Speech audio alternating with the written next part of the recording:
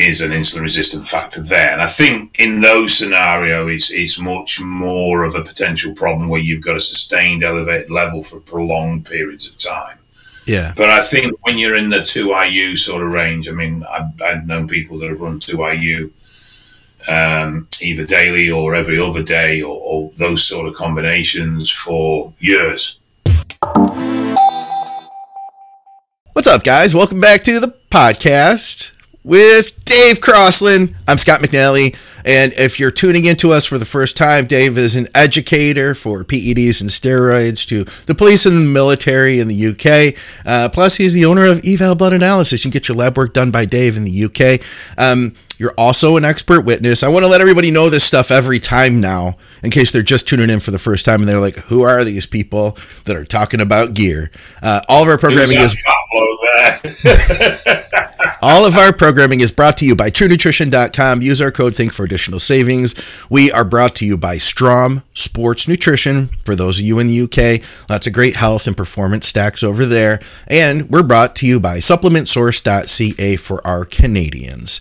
Dave? Guys, Dave is in Dave's in a different location today. I'll give you a minute to guess. Where Dave is. You what? Secret location. Dave's in a new secret location. If you're watching live, feel free to comment. We've got a couple topics. Number one is what's the minimum effective dose of growth hormone? We also got a bunch of questions about back training. So we're going to go in depth about that. But before we do, let's lead with everybody wants to hear about the gear stuff. So minimum effective dose of growth. This was a question that was over at our Facebook group for Think Big Bodybuilding Media. What says you, David Crosland? 2. 2? What is one expecting to get out of 2 units?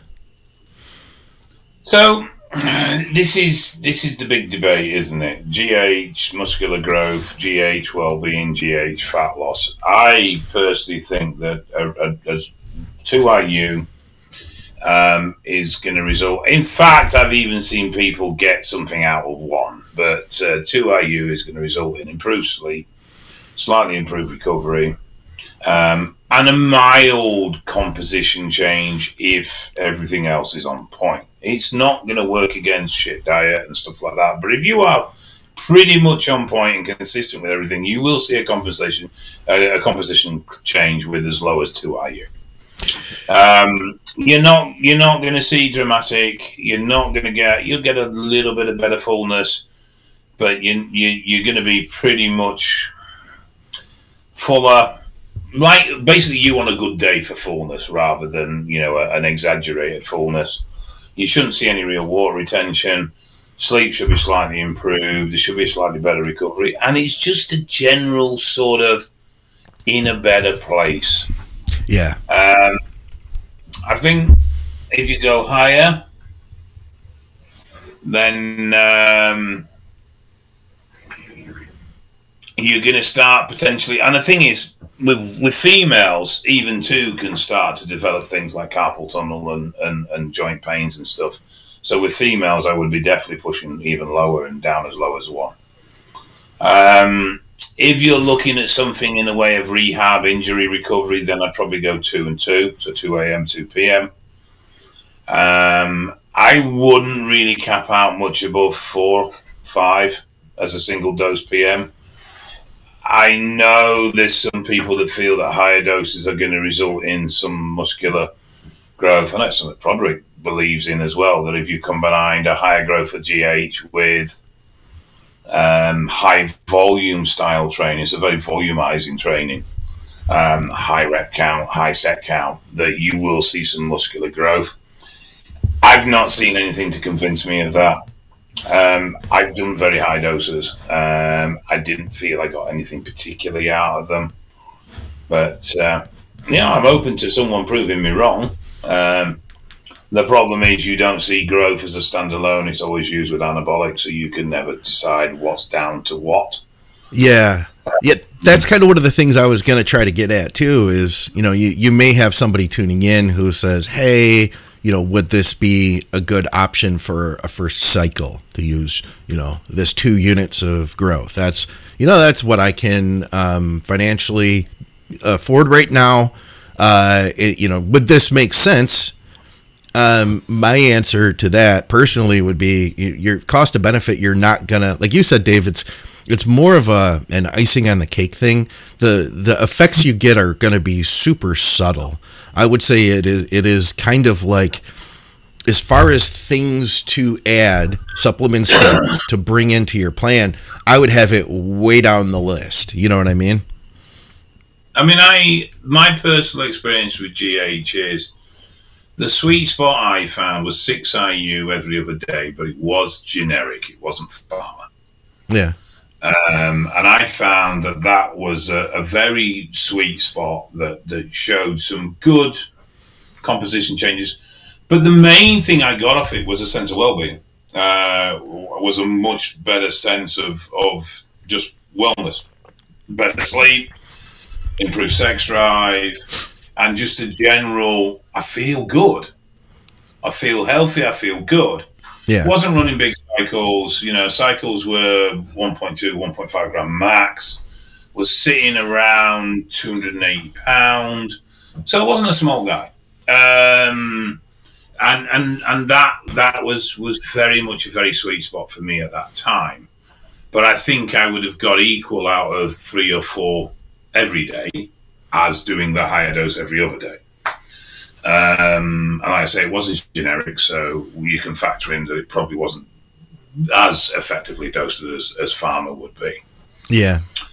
But yeah, when I pushed high with the pharma, I didn't see anything stand out from it. But I mean, there was a bucket load of other things in there as well. And so, you had a lot going on at that time. Oh yeah. I mean, it was the shopping cart approach to drug use, definitely at that point. So it would be hard to say, but if growth was this amazing compound at 27 IU of pharma growth a day, pulsing it day and night, I would have expected to see something that I could attribute directly to that. Yeah. And there wasn't anything. Chase Irons has been up there. He's been up in the higher double digits. And, he's enjoyed being on it. When I saw him back in October, he was big. He was much bigger than the previous time I had seen him, like a year or so before that. There's a definite fullness. There's a definite visual size increase that comes with it, without doubt. I think that's undeniable. What of that is actual established tissue is where I start to get a bit of an argument with it, because it's like, I don't really think there is that much. And like you say, when you compare it to something like gear, I mean, your cost to reward ratio is basically reversed. If you were saying that for every $10 I spent on gear, I got, if you want to put points on it, I got a 30-point advantage. It'd be the opposite way around. It'd be for every $30 you spent on growth, you'd get a 10-point advantage. Yeah. So, one of the side effects that we talk about is issues with insulin sensitivity. So some people start seeing their blood sugar increase. And of course we can correct that with insulin. But I feel like in the last few years, maybe the last 5 years, I have seen people, they seem to be they seem to think that like you're instantly going to have blood sugar issues, and let's go back to that 2 units. I personally, I don't know about you, I haven't personally seen issues with low dose growth hormone 2 units. I haven't seen blood sugar issues in myself or in people that I've worked with. In fact, I would go out as far as to say that, in that dosing range, that's very common to what you would get prescribed through a rejuvenation clinic. And if it was that big of an issue, I would think that these clinics would automatically put you on insulin as well. You know what I mean? I've seen some mild changes in HbA1c So some mild insulin resistance build, but we are talking nothing that's real world impacting or nothing that's going to have any dramatic impact. Insulin resistance and diabetes or type 2 diabetes is part of the watch concern for people that use growth hormone because they don't have any natural production. So it is something that's mentioned in the literature around treatments for dwarfism and stuff like that, that it's something that they need to keep an eye on.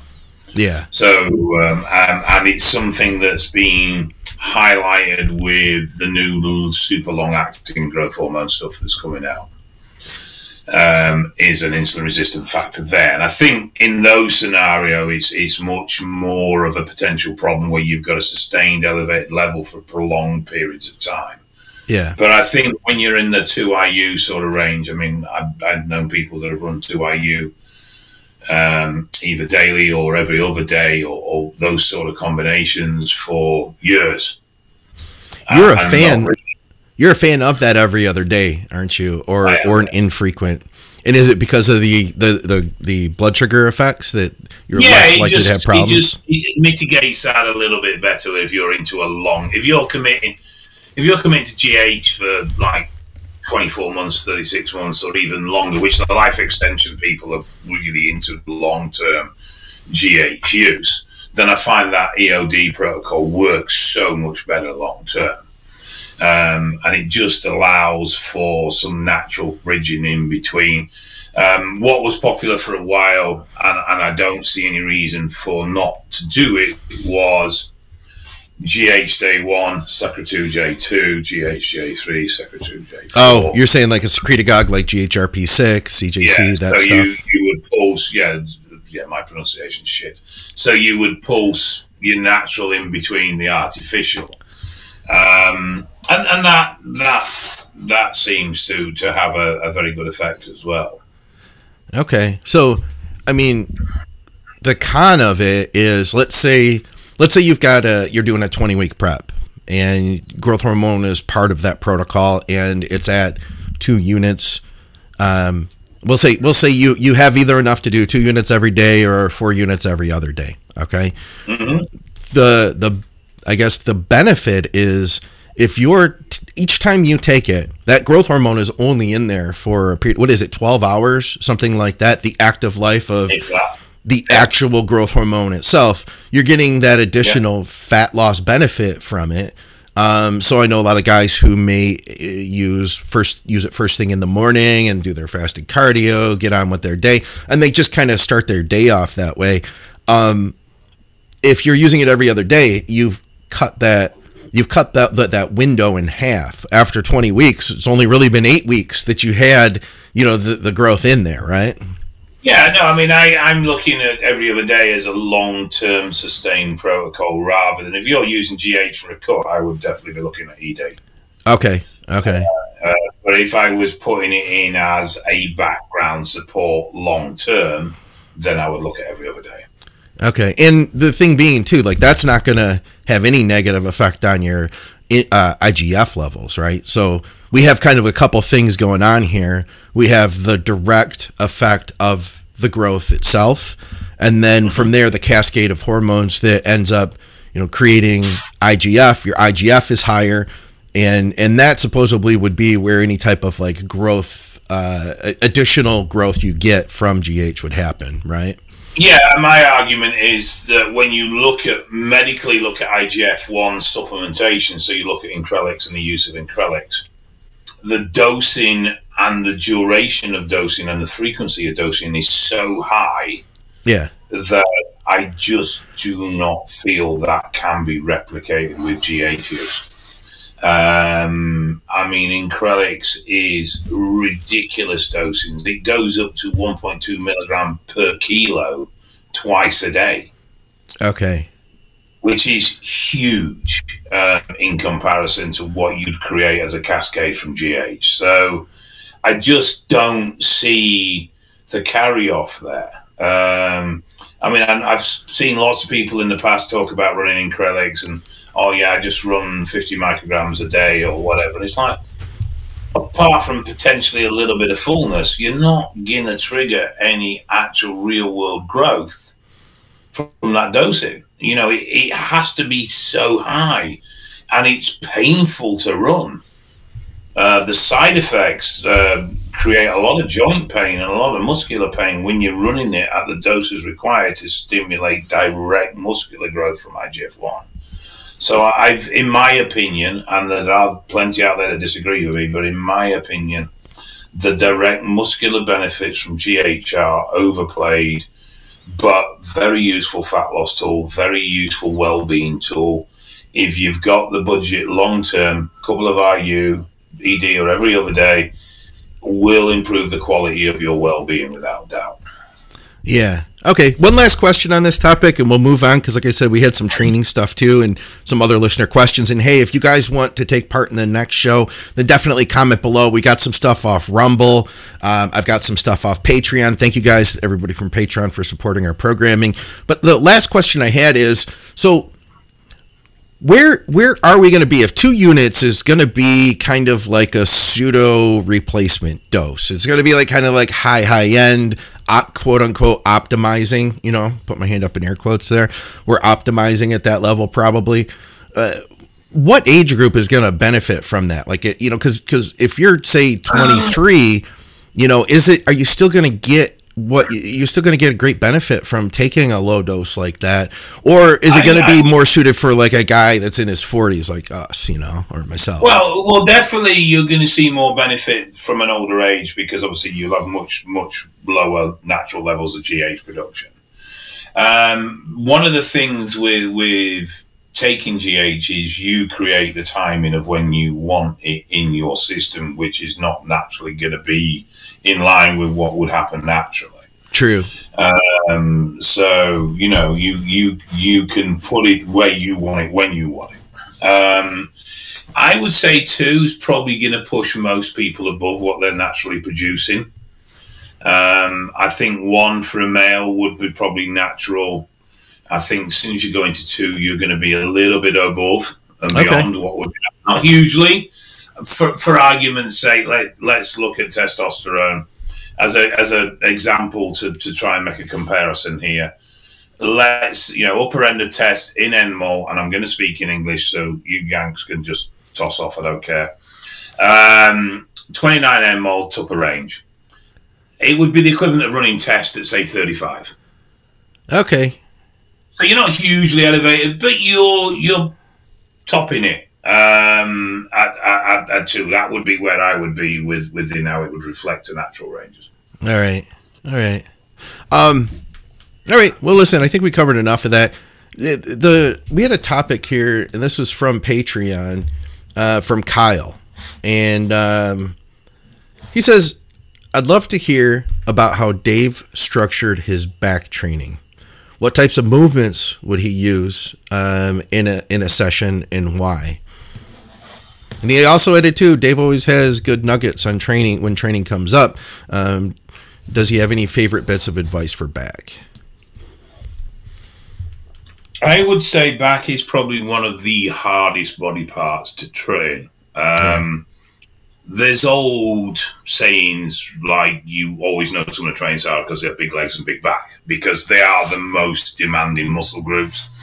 They are huge proportions of our muscularity, and as a result, they require a huge amount of effort to train effectively. One of the issues I find with back is you can't see it when you're training, so it's very much a feel movement. Yeah. And it is, because it's actually quite a complex group of muscles, there's a lot going on in there. You know, it's not just lats. You've got upper traps, mid traps, lower traps. You've got teres minor, major, rhomboids, all the rest of it. And even rear delts kicking in there. Spinal erectors as well. So it's not so much a singular muscle. There is sometimes problems with you stressing the wrong parts. Now, naturally, most of us are going to have strength in our upper backs, and we're actually going to lack strength in our lats, because generally we don't engage the lats in modern day life. So it becomes a very dormant muscle. It really does. It is the biggest, and it has the most potential for growth and size, but it's not what we default to in a back movement. We would default to upper traps and shoulders. So you'll see a lot of people row high. Yep. Here. And when they pull down, they'll tend to lean back, and it almost becomes a row to the chest when you physically look at the load in relationship to the torso. Now, that's where a lot of people go wrong with back. They end up getting very strong across the upper back, and they don't actually get the lats to kick in or engage. I think for a lot of people, they actually need to pull their weight back and go very form focused to start with until they're starting to feel the lats and the back engage properly. And then the back is one of the muscle groups that I feel benefits from overloading. But it has to be backed up with complete form. So, example, I've never been a deadlifter. I've never been one for deadlifts. I don't like deadlifts. I will use partial deads, where you really just work the area of the range of motion that's more back dominant. But I find deadlifts cross over so many body parts. It's not really a back exercise. There's a lot of posterior chain. There's a lot of core. Yeah. So I like pull downs. I like rows. I find dumbbell rows okay as a movement, but most people tend to do far too much torso twisting. They do. You get a lot of hip in it. Yeah, and you're working your back, so your torso shouldn't be fucking moving at all. It should just be your arm. And when you look at the muscularity and the development of the back, basically what the back does is move a lever through a hinge. The hinge is the shoulder, the lever is the upper arm, and that should be all that's moving. Nothing else needs to move unless you're working spinal erectors or traps where you'll have a double shoulder lift. So a lot, I think, is first ground that technique, and then do not be scared of going heavy. So, typical back workout for me, back in the day, I'd start with bent over rows. Now, when I do bent over rows, and anyone that's watched me show them how to do a bent over, first thing you'll notice is I'm very bent over. Okay. I don't do the Yates's row, and most people do the Yates's row wrong anyway, because they tend to end up being an upper back shrug movement rather than a row driving the elbows low and down. The what row? So I am quite bent over. So my lower back is almost parallel to the floor, but then I have an arch in my back which lifts my chest. Yes, Scott at the back. What you said? You don't do what row? Yates row. Oh, okay. So what did Yates do? He was kind of a little bit more upright. He was very high, but what a lot of people get wrong with Yates row is where with the Yates row you're much more upright, so you can handle more load because you're not putting so much load on your lower back. What you've got to do when you do the rows, you've got to drive your elbows back and down. Yeah. And what people do is drive their elbows back and up, and so it becomes almost this shrugging row. Yep. And what it should be is back and down so you can gauge the lats, but you're in a more upright position so you can carry more load. And when I start getting fatigued, I can't help it, because the assisting, like you said, there's all sorts of parts of the back. So those other areas for me, they want to kick in, they want to assist. And that's where discipline comes in. Yeah. But what I'm saying, though, is because I'm in that position, more upright, then it's easier for those other muscles to start helping, So I'd be quite bent over, lower back almost parallel to the ground, but I do have a decent arch, so my chest is lifted high. Yeah. In all back movements, I personally feel that the chest needs to be high, the lower back needs to be arched. I'd start with just a bar, and I'd scrape those elbows past my sides and really engage and make sure my shoulders are dropped. I'm not hunching as I come up with the bar. I'm not doing this in the, my shoulders are low, my elbows are scraping through. Plate, 2 plate, 3 plate, 4 plate, all in good form. No swing, no body movement, no upper back movement at all, rock solid. 5, start to see a little bit of a dip. So there's a little bit of a boom, power through. But again, when I'm bringing that bar into my low waist, my chest is driving through. So I'm always keeping my chest pushed through the movement. Yeah. 6 plates side. This is a power lift. This is a whoa. But once I'm in that contracted position, I'm lowering under strict form and control, and then I'm driving again. this is an overload at this point. So at this point, I'm beyond the capability of what my lats can pull in form, but I'm making sure that the negative is loaded in really good form. And then I'd pull back to, say, 4 plates, 3.5 plates, and really tighten up and just bang out strict rep after strict rep after strict rep. And my whole focus is to generate as much discomfort in my back, particularly my lats, as I can. Yeah. I'd then go on to pull down movement. And I do pull downs a little bit different to a lot of people.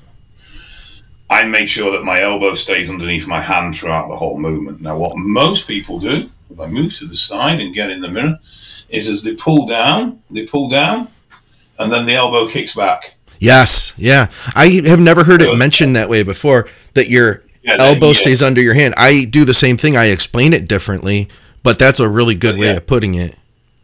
So I'm aiming to put my elbow into my side. That keeps the lat engaged. I also make sure that a lot of people get too close to the machine and then lean back. I pull my arse back and almost lean into the machine. So when the bar comes down, it's literally taking the skin off my nose and my chin. Okay, yeah. What I find is too many people focus on trying to do what they think the movement is instead of focusing on trying to work the muscle. So people think on a pull down, the bar needs to touch your chest. Doesn't matter where the fucking bar goes. The bar's got nothing to do with your back. It's where your elbow goes. Yeah. And what you're trying to do is get your elbow as deep as you can, because that's what's actually contracting your back. Now, if your bottom hole in your back, I mean, I can feel in this position now, my lats are fully contracted. My hands are nowhere near my chest height.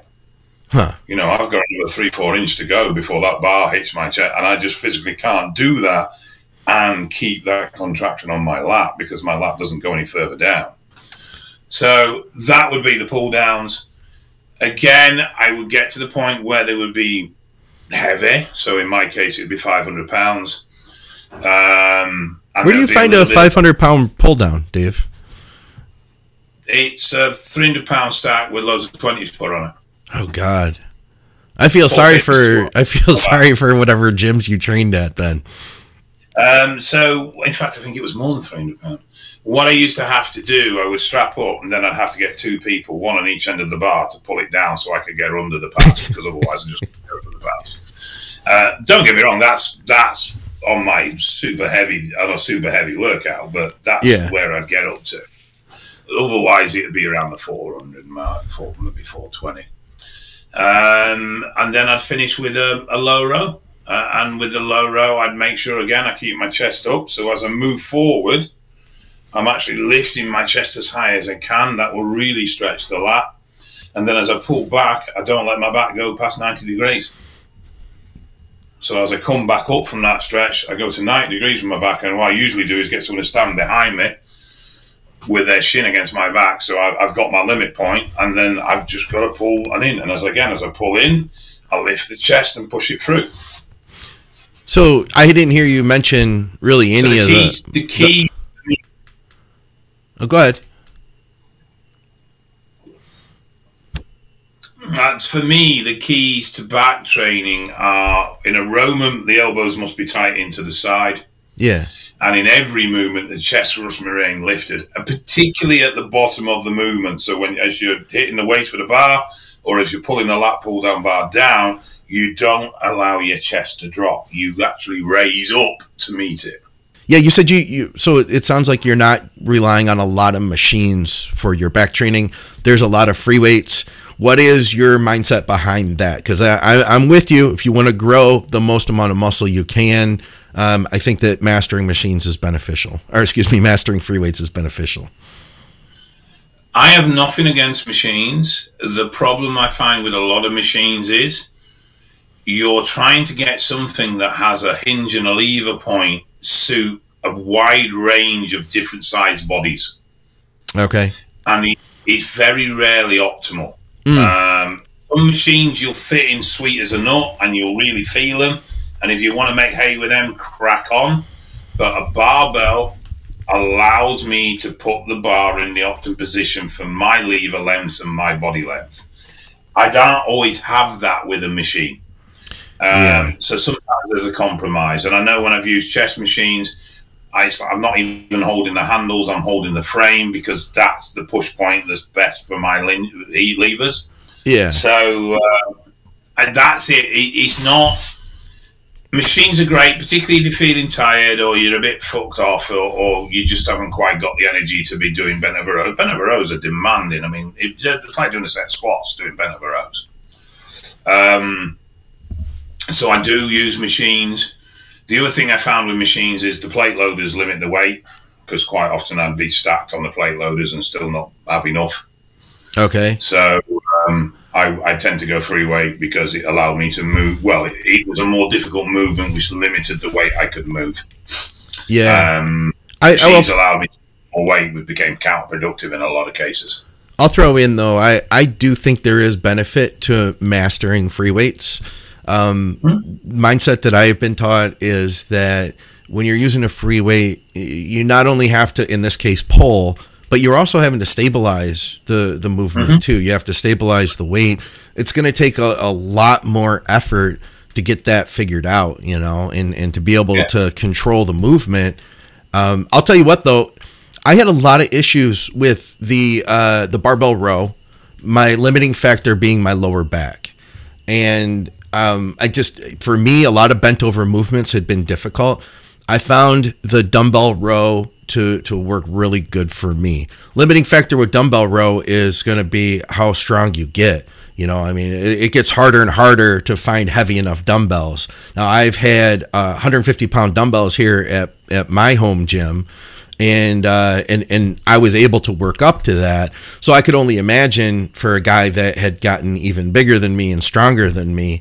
That said, though, dumbbell row, it was my go-to, because being able to stabilize my low back allowed me to get a lot more out of it. I mean, the thing is, I think you've got to give everything. A lot of people give up on exercises not because they can't do them, but because they're hard to do. Yeah. And my mental approach with training was I was always looking for things to make it harder. Yeah.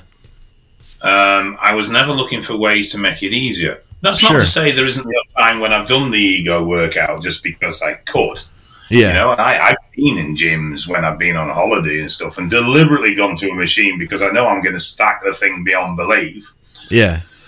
And I just wanted to show off. And so it's happened, it's been there. But for the vast majority of my training, I always looked for how do I make this harder? How do I make this more difficult for myself? And how do I make it more difficult for the muscle? And that ultimately rewarded me with the best growth. Yeah. Because that usually meant I was working in a way that was at a biomechanical disadvantage to me, which meant my muscles had to work harder and therefore I got stronger. Yeah. And when you focus on just moving load and you will get so far, and I've seen people develop quite very reasonable physiques with just focusing on load, but it gets to a point where there's no more load because the machine is stacked. Yeah. Or you can't get any on the bar, or you get to a point where the loads are just plain dangerous. Kuba and I talked about that. He said he was like a super strong barbell rower, and barbell row was like his jam. That was his move, but he never developed a back. You know, he was like, I got super strong. I was incredibly strong. He was probably stronger than most people on that movement. But then, you know, he competed and he realized like, hey, my back development doesn't match the strength that he had. And so then he went back to do what you're talking about, you know, is actually trying to figure out how to make an exercise harder. I'm with that 100%. I had to retool my back training. In fact, I pulled this up recently. Let me see if I can grab it really quick. This was my 6 months of progress here. Left to the right was 6 months of time. This was a couple years ago now. Gear wasn't significant. You know, I'd used way more at different points.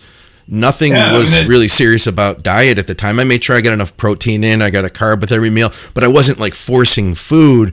The only big difference is I retooled my technique because my big mistake, Dave, with that pull down, I was doing that exact same thing. I was getting my elbows were going out as I pulled down instead of, I love the way you said that, keeping your elbow under your hand. For me, I thought about the pull over.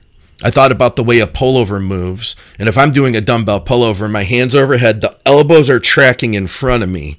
And that was the cue that worked for me. Elbows are tracking in front of me versus tracking out. And I was able to move that load down into the lat. And I'll even call it, man, the lower lat. You know, a lot of people today, I think, are like, no, you can't hit the lower lat. But I feel like I kind of demonstrated that my lower lat's got a lot thicker by doing just that. I haven't trained weights in quite a long time now, and I can still sit here now and flex my entire lat top to bottom and feel every inch of it. Yeah. Because I've spent so long teaching my brain to control my muscles in the correct way. The mag bars are really, really useful if you're struggling to learn how to do a wide grip pull down, because the way the mag bar works, it actually puts your elbow under your hand. Oh, and if you watch, that's why they're so effective in back training, because they actually put you in the right position to engage your lats. You've just got to, again, people get so focused on the movement they're doing rather than what the muscle's doing in that movement. And you really need to start to pay attention to, where's the muscle attached? What hinge and lever am I using? And then can I put the load at the end of that lever to maximize the stress on the muscle at the lever, at the hinge? Yeah. Because if you have a stick, if the weight's right at the end, it puts much, much more stress on the part that's trying to move the stick. And that's effectively what you're doing with your muscles. So like in a lat pull down situation, if you have your hands directly above your elbows, the end of your lever is your elbow. That's what the back's moving. If your hand's directly above that elbow, the load's on the end of the lever, and that will maximize the stress into the back. And it's so silly little things like that that you just need to be more aware of what the muscle does in the movement rather than what the movement does. Yeah, I wish I learned that sooner. I really do. All right, listen, we got some other stuff here. We had one from the live stream from Jennifer, and she says she is planning to compete. What is she? Let me actually grab this question here. I can throw it up. Boom. She says she's 10 weeks out from her first figure show. Training on my period absolutely sucks. Any advice to help through my workouts? I don't really know. It's obviously something I have no experience with. I know I'm a big fanny, but I don't. You don't get a period? I can share with her what Victoria would say. I can. It depends on the severity of the period pain and everything else that's going with it, doesn't it? I mean, I can imagine for some women it's brutal. Yeah. Well, I mean, she did say that training absolutely sucks on her period. Victoria's thought is usually that, because there's this whole movement now of, and she says she feels run down. There's this whole movement now of like trying to train to your cycle, meaning your female cycle, not your anabolic cycle. And she said, like, just trying to, I don't think that Victoria is personally a fan of that, but if you use some common sense and you say, like, Dave, if you had a really long day at work and you were a little bit dehydrated and you still needed to go to the gym, common sense would tell you that it's probably not the best day for you to set a PR, right? You need to kind of respect where your body's at. So keep in mind, too, that during your period, you may be experiencing some hydration changes. If you're getting bloating, there's a good chance that bloating is because you're not getting enough water in. We always think to ourselves like, well, I get a gallon a day, so, I'm good. But understand that depending on stress levels, depending on hormonal situation, depending on weather, depending on a lot of factors, your hydration can change day to day. So getting more fluid in a phase like that is probably going to be to your benefit. But then also, it just might not be the day to absolutely push to be that to do the absolute hardest thing you ever have, especially if you're already in a calorie deficit, possibly taking an extra day off of training, or maybe working in a workout that isn't as taxing. Let's say she's doing something where she has a shoulder day. Well, what if today is a really bad day? Can you hit shoulders today instead and then work back in a little bit later? Those would be my thoughts and kind of the stuff I've picked up from Victoria along the way. Yeah, I mean, I suppose it would have, the logic of what I used to do would apply in the sense that I knew within the first 4 or 5 sets if that was going to be a bad session. Yeah. You know, luckily they weren't that common, but yeah, I usually knew, like, no, this is going to be shit. I just don't have. So I would just switch it up, and I might do more volume, superset sort of base stuff where it's a much more pump and squeeze. I might knock, you know, the top 30% off my weights, but push the reps up higher. So it was still taxing, but taxing in a different way. So I wasn't trying to move massively heavy load, but I was trying to move load for a higher volume of reps, and I might have even thrown some TUT work in there and stuff like that to just swap it up more in line with what I was capable of, either physically or mentally, depending on what was going on. All right, let's see what else we have here. And by the way, I didn't tell you guys, so Dave's crappy connection is because he's on a boat right now. Dave is coming. I don't know if this might be the first podcast ever that has been done from a boat. Oh yeah. Well, your audio completely unsynced from your video now. I don't know what happened there. Well, what I was going to say was tomorrow I'm fitting satellite internet, so I should have a good signal from there moving forward. Are you just going to live on a boat now? Is that what's happening? No, not yet. Eventually, yes. Eventually you are? Oh, we're back. We got some clarity. All right. Let's see what else we have here. Oh, we did have there was a follow-up question about back training. I'll see if I can find that. Oh, and we had a request for Uncle Dave's advice. What about this one? So I'm not seeing a lot of times we get gear questions. I'm not seeing as many gear questions, which I guess works for us this week. Although we did a whole launch with that whole GH thing, so I don't know how that's going to play out. But what's a good way to curb your appetite and avoid the munchies while cutting weight? Casey at Patreon, thank you. I'll pass this to you, Scott. This has never been my strong point. Well, I'll tell you what. I think the number one thing is to recognize your situation. The number one thing is acceptance. The number one thing is to recognize what you're trying to do and recognize that this is what your goal is and play the tape through. You know, play the tape through means think about what the outcome of that is going to be. I absolutely guarantee you that if you eat junk food, like 1 hour later, you're going to be just as hungry as you were before. But guess what? You're going to have gone off diet and you're going to have negatively impacted your goals. Junk food is always going to be around. And down the road, there will be opportunities for you to eat it again. This is just your brain trying to play a trick on you. And I totally get it. I think anybody who's tried to diet hard, we've all been there.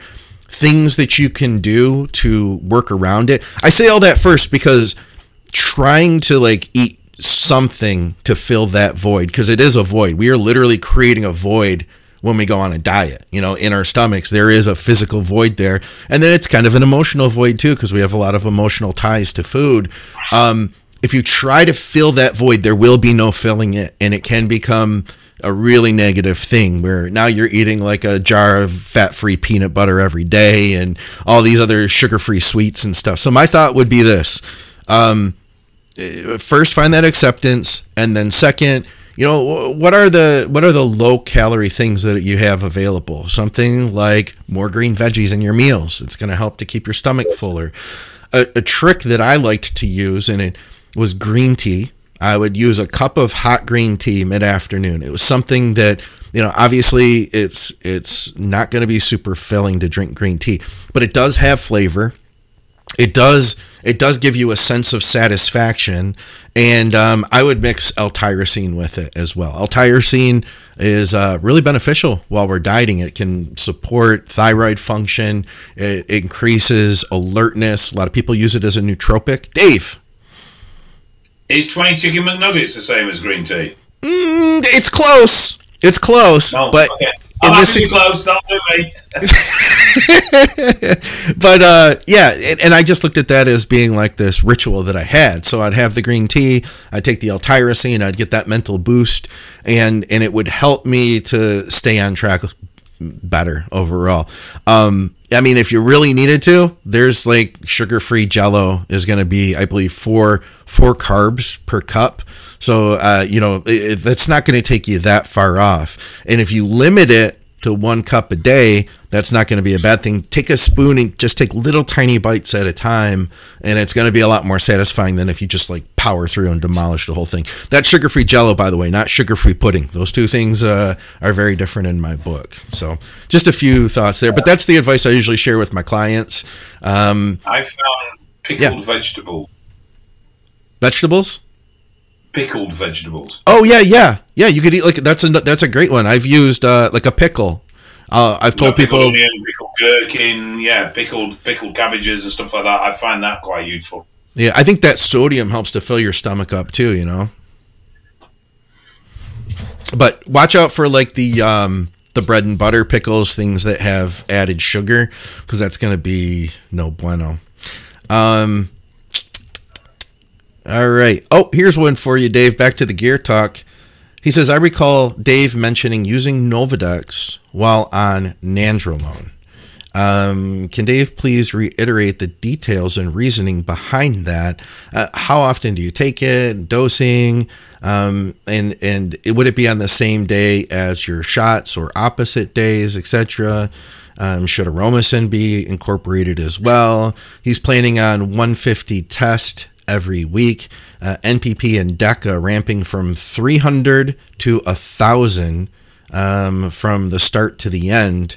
And he's also going to be using 50 D-ball during the final 6 weeks. He says, and then he said, should I include Aromacin as well? He's 6'2", 200 pounds, 13%. Loves the show, and F YouTube, he said.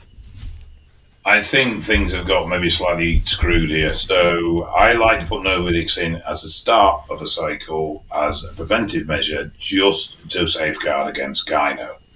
However, Novadex does actually have an action against the progesterone receptor as well.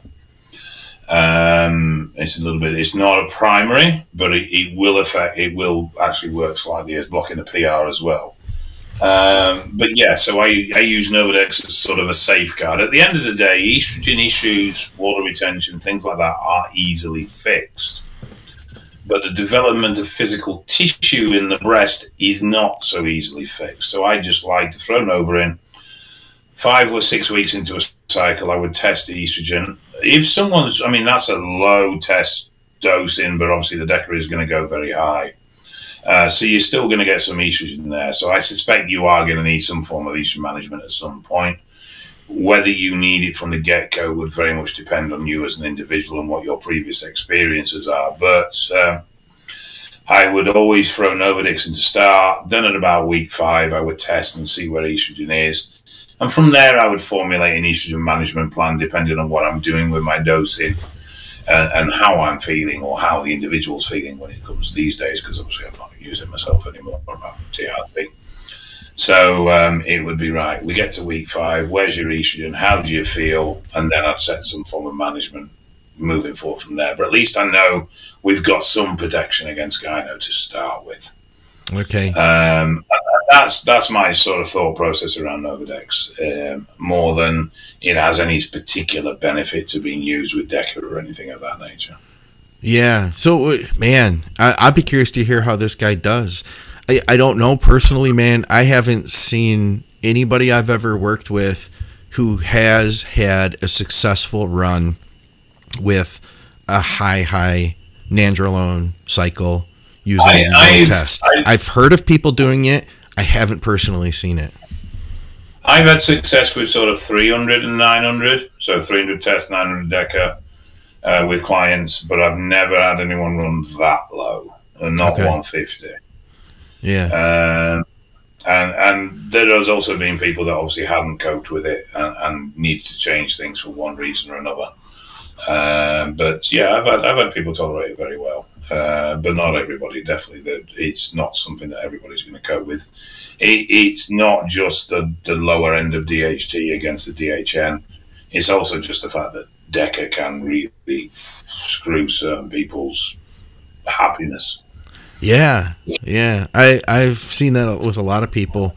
Nandrolones in general seem to be kind of questionable for people, I think. It seems to be something that was never really thought about or even considered in previous years, and has only sort of come to light in the last 5. It's only in the last sort of 4 or 5 years I've heard people have issue with depression when on DECA. Yeah. Maybe it's to do with overall dosings, or maybe it's something else that's going on. I'm not sure.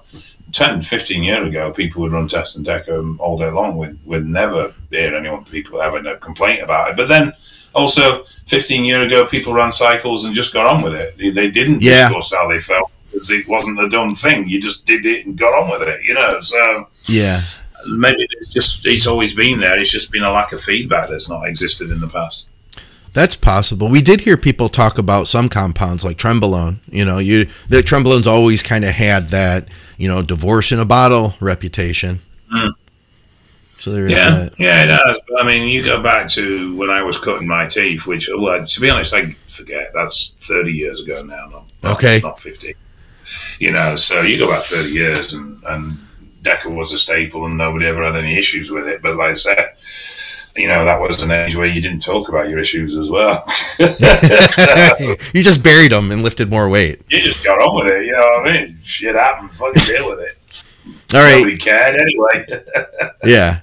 How about this one then? It says, just did his, and we've kind of talked about this kind of stuff before. He said he did his first cycle was 250 test. And he said he responded really well. So for his next off-season bulk, he'd like to, he wants to focus on adding mass. He says he wants to add something to that, maybe D-ball. What dosage? Thanks, guys. You first. Well, my brain needs to engage. All right. Let's look at it this way. If you did really well in 350 test, there's a real good chance that you do really well with 350 test again. So there is that. If you want to try to keep things as minimal as possible, Dianabol is a compound that'll put on a lot of water weight and give you a lot of strength. It's not something that I would run through the entire cycle. Do keep in mind, there's going to be your estrogen levels are going to change. There's going to be higher potential for side effects. So if I were to use it, I would try to use the minimal amount possible to get the effect I want. Now that said, there is going to be like a minimal effective dose too. We've talked before about, hey, maybe taking 5 milligram would be enough to notice a difference in the gym and feel like a little bit better pumps. But realistically, I don't personally think that that's going to provide a lot of additional muscle growth. So we do need to take enough to kind of get that supra thing going on. You know what I mean? And I would put that at maybe 25-ish, somewhere in there. And I would only run it for a controlled period of time. Now, keep in mind, too, I don't know what he's doing. Is he coming off and going to PCT after? I'm going to assume he is. If he's doing this cycle at 350, my guess is that he's PCTing and going back to natural levels. A lot of times we've talked about using D-ball toward the end of a cycle nowadays. But if you were to do that, you might end up with like higher estrogen and more complications at the tail end of your cycle as you come off. And it could become more of a mess getting into your PCT. So that would be something I'd look out for. But since he knows how test affects him, I think that's the first and foremost thing that we want to know. How does that first compound affect you? And then from there, you can, in future cycles, begin layering things onto that if you wanted to. I think D-ball would be a decent option. And I'd even say for his purposes, maybe let the test get built up and then maybe a 6-week period with the D-ball, something like that, at 25 per day, and then finish the cycle out. That would be my thought. But I think there's so many different ways you could do it. You could run it the last 6 weeks. You could run it the first 6 weeks. You could run it on training days only. You could run it on training days only for, the last 4 weeks. There's really a lot of ways to do it. That's just one. Yeah, first thought would be just do 500 mega test. Yeah. Why do we need to add anything else? We still, you were on a low dose. There's still plenty of ceiling with the test on its own. You know how you operate with it. You're gonna need some estrogen management at 500, I would suspect. The only thing D-bol is definitely one of the compounds that's going to favor a bulk. My only concern would be the lack of experience in estrogen management, whether I'd want him, if he's flying solo, to start to have to try and cope with the estrogen with his lack of experience. So yes, I'd probably also possibly favor a second compound being the DHT. Yeah, that's not a bad idea at all. So you could do the test with some VAR, you could do the test with some MAST, you could switch it up. But I think from where he started, going up to 500 total injectable, either all test or 300 test, 200 MAST or whatever, would be a very easy way to move forward without actually needing very much in the way of management. Because as long as his MAST is genuine, it's sort of self-controlling is that 300, 200. I like that, actually. And I would feel a lot more comfortable with that setup. Like you said, not knowing if he's doing this on his own. I assume he is if he's asking us. I think you could sort of say that and just go and run. You wouldn't need to go, right, okay, well, you need to do this at this point. Check this at this point. You could pretty much go, there's your shopping trolley. Yeah, I've seen gyno issues with D-bol, I would say, on a much higher frequency than most other compounds, really. It comes on hard and fast, too. D-bol's a nice drug. I like D-bol. I've got nothing against it, but it does require some intelligence with its management. And I think because it's such an old-school drug and it's been around for so long, a lot of people don't realize, actually, you know what, you sort of need to respect that stuff. It's not just a case of throw a tablet down your throat and leave it be. It converts to estrogen at a big rate, and it converts to a synthetic estrogen that's super strong. It's not like your natural estrogen generated of test. It's much more potent, it's much more impacting, and it needs respect. Where you could go with a MAST or an Anavar and know that I don't really need any management with this. I can add it in with the comfort of it's going to be difficult to go wrong. Yeah, I like that. Primo being another option, but if you can get real Primo, I guess it's more available nowadays than ever. I would say 30 milligram on an oral would be your cap point for your first time at dipping your toe. I agree. Your 25, 30 would be super sweet. Yeah. All right. So we did have a question for you, Dave, regarding what was it here? Dear Davey segment. He says, brilliant Uncle Davey segment. For the next one, what are some of Uncle Dave's best sleep tips? I'm not a big using something to sleep fan. I think as a community, and I think as a general populace, human beings in general are getting more and more entrenched in the pill for every ill, a tablet solution to every problem. Yeah. And though I'm not saying that's wrong, for me personally, I prefer to work on the foundation of whatever it is that's stopping me sleeping. There's nothing to say that, having said all that, there's nothing wrong with using something like, GABA or whatever it may be in order to help your sleep. But I do think it always needs to be a double-pronged attack. So if you're going to go for a supplementation or a chemical aid in order to help you sleep, I think you still need to work on the brain training side or the stress management side of also helping you sleep. And that does mean, some form of relaxation, be it meditation, be it a reduction of oral stimulation or ocular stimulation, in that you go to bed and you leave a phone alone for an hour before you go. my wife likes baths. She'll go and sit in the bath for 45 minutes before bed and use that as a way to release everything out of her head, so that when she goes to bed, she's not. I like using notebooks, so I will write everything down that I know I need to deal with, and then I basically what I do is that's almost like a program in that it's written down now. I don't need to think about it. Okay. Because I don't need to remember it. I can put it out of my head because I've written it down. It's recorded. I know what I need to do, and then I can pick it up and reload it into my brain for the next day. Yeah.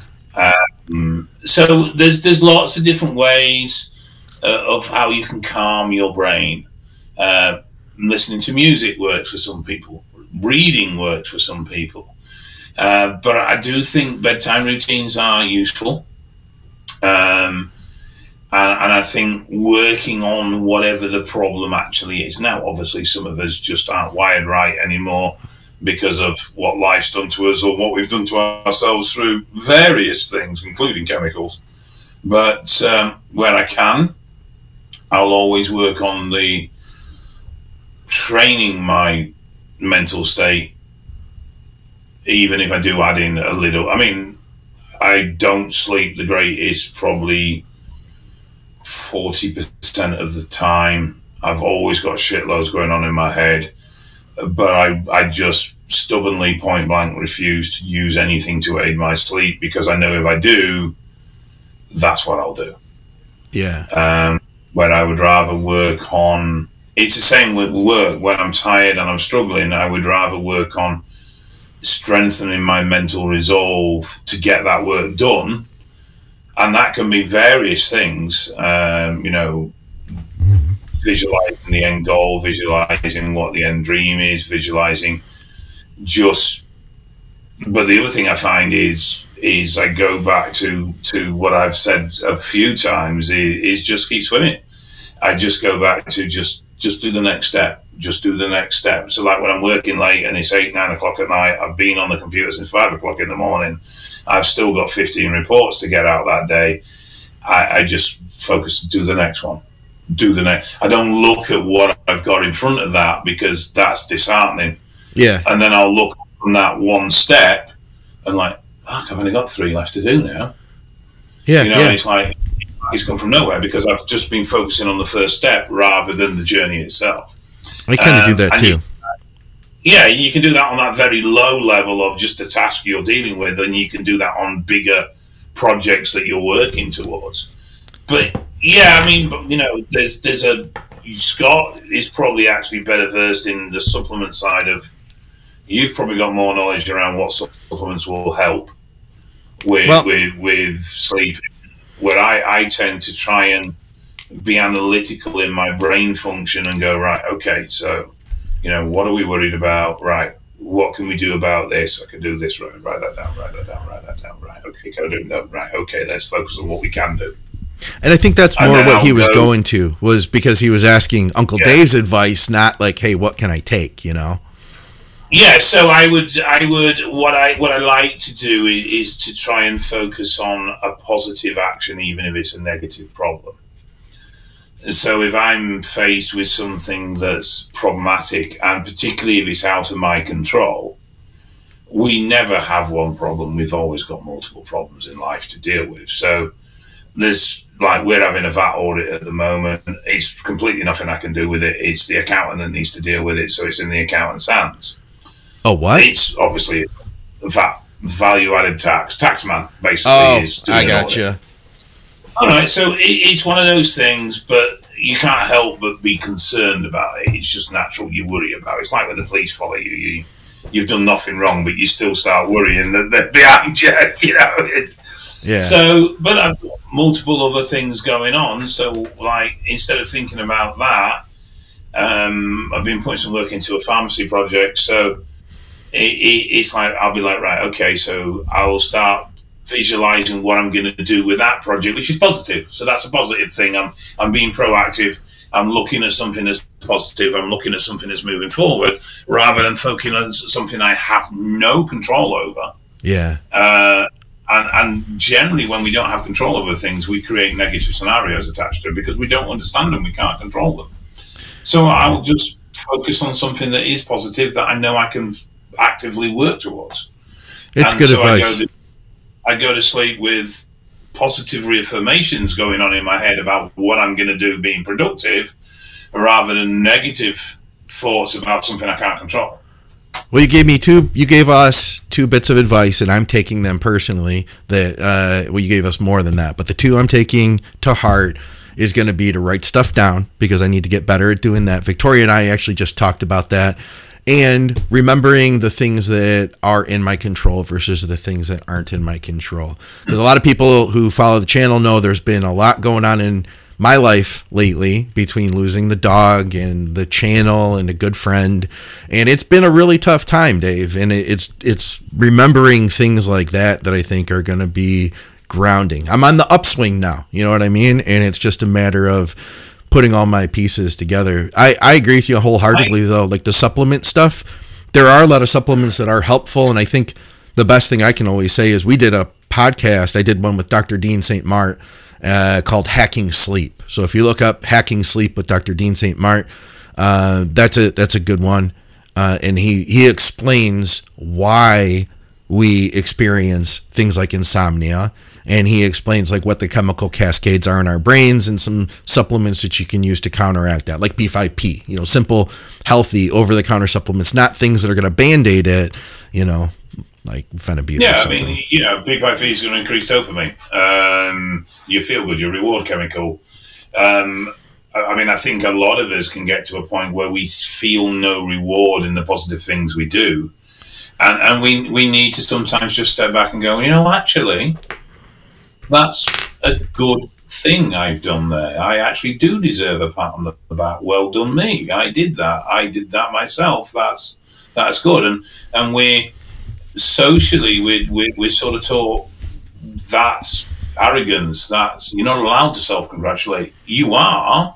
You've got to be measured with it, but you still have every right to reward yourself, even if it's just in your own head, because you've done a damn good job. You know, I mean, I've got 12, 15 blood reports to write. I'm going to try and get them done tonight, and if I do, I'll go to bed with a good job, David. You've done well. So you're sleeping on a boat tonight? Yeah, sleeping on the boat till Friday. Friday we're going on. Can you show me out the window again for our listeners at home? It's dark. It's pitch black. You're not going to see Oh, okay. So you're on a river, though. You're on a river right now. We're in a marina. We're next to the River Thames. We're in the Thames and Cannet Marina. Okay. And you're obviously like further north in the country. How far south could you? Oh, you're south now? At the moment, we're south. The boat's down south. Wait, hold on a minute. Where are you? Like, what area? I want to look this up. Like, what? Just outside Oxford. Oxford. Okay, hold on just a minute here. I'm going to pull this up. I'm going to get a map here. Let's see here. Hold on just a minute. Let me go to here. And I'm going to do this. All right, Dave. So here's Oxford. Yeah, further. Go open up a bit further. Wait, there's Oxford, and I see rivers here. There's the River Thames. Yeah, follow that down. Oh, down. No, other way. Where you were going. This way. Cross. Yeah. Okay. Yeah, see that big collection of water there? Right here. Yeah.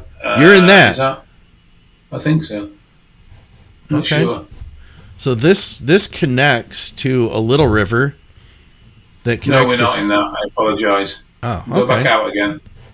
Go back out a bit more. Wait, stop. Right, let's go look. It's getting all... Right, type in for a search Henley. Henley. How do you spell that? Henley. No, Henly, I think. Henley-on-Thames, yeah, that's where you want. Go to there. Okay. Right, so go down. Go down on the map. Like that area to your left there. Oh, okay. We're there. So how far south could you go right now if you wanted to? Oh, now my map's not loading. Why is my map not loading, Dave? London. There we go. You could go all the way to London from here. Yeah. And out the other side. There's Portsmouth. Where's London at from here? Oh, there's London. Okay. I can go right across to the other side. Can you go out into this? Yeah. Right. So there are people that have crossed. There are people that have crossed the channel. There are people that have crossed the channel in barges, but to do it, you have to have a pilot's license and you have to have a pilot on board with a radio and various other safety equipment because you are going to be traveling into shipping lanes. But yes, a barge has and can make that crossing. Holy shit. So if Dave disappears, guys, you know that he found open waters and he's just gone. And that's all there. Well, you could still do the show, even if you went on the run and you left your life. I can get to Bristol. I can get up to Birmingham. I can get to the other side of the coast. I can get a fair way from here. I've probably got about 400 mile of navigational canal from here. All right, guys. Well, if we don't see Dave again, it's been a pleasure. And I safe travels to you, my friend. For real, though, appreciate you taking the time. Our regular show got messed up. We weren't able to record, so Dave recorded from the boat today. We appreciate having you. Are you taking new clients right now, by the way? Yes, yeah. I've always got a couple of spaces. I tend to always just leave a few hanging around because I do a lot of people come in and go, and then they'll come back. And then they'll go, and then they come back. So there's always a bit of fluidity with my coaching because I don't do a lot of comp prep, so there's not people tied in for fixed events. So I do get a lot of fluctuation. So yeah, I've always got spaces. All right, you got anything else coming up? I'm waiting for the. I'm doing a seminar for the Granite City Classic in Aberdeen, and I think about 8 weeks' time. Nice. And then I'm going to do another training seminar, but I'm waiting for the footage from the first one to come out before I start pushing that out. Okay. Okay, right on, man. Well, keep us posted. That went really well, but the numbers were a bit low, but it did go really well. But I'm actually thinking I might keep it low moving forward so I can get plenty of one-to-one time with people. Yeah. All right. Well, keep us posted on that. Let me know when the video is up too and stuff. And guys, check out our sponsors, TrueNutrition.com, and use our code THINK. They're high-quality, third-party tested supplements. Thank you to everybody from Patreon. A bunch of these questions were from Patreon today. You guys are helping to make this channel what it is, regardless of if YouTube wants us or doesn't want us or wants to monetize us or doesn't want to monetize us. Patreon, you guys are always there for us. And thank you to everybody, especially on the audio. I want to mention, too, I'm trying to get video going on Spotify. And there's a big lag. I put the audio up, and then I put the video up, and it takes days, it seems, for Spotify to be ready to load the show. But we're going to continue to work on that. So check out that stuff. And of course, STROM Sports Nutrition for those of you in the UK. Great health supplements there, great health stacks and performance stuff too. And last but not least, supplementsource.ca for our Canadians. Guys, they have great deals that change week to week. Hit them up if you want to save a lot of money actually, and get great high quality brand name supplements. For another episode of the podcast with Dave Crosland, we'll see you soon. Thanks, Dave. Bye.